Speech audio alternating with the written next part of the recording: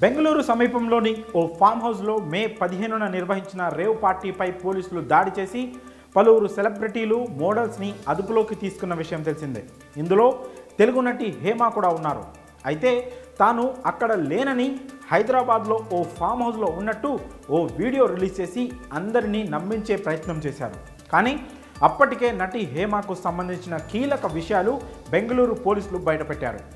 ఆమెతో పాటు 88 మందిని ఈ కేసులో నిందితులుగా పేర్కొంటూ హేమకు షాక్ ఇచ్చారు.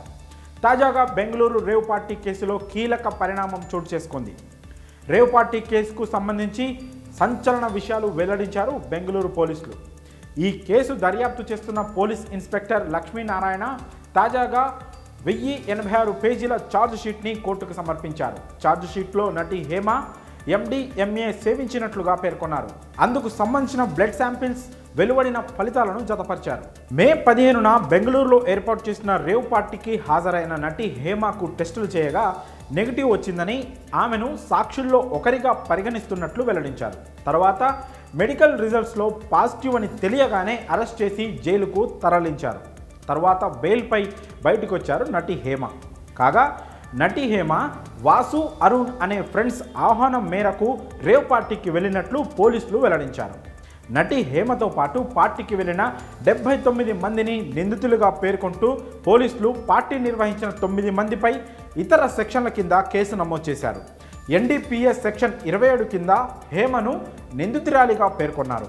బెయిల్పై విడుదలైన నటి హేమ తాను నిర్దోషినని కొన్ని రిపోర్ట్స్ పట్టుకొని ఎన్నో రకాలుగా ప్రచారాలు చేశారు.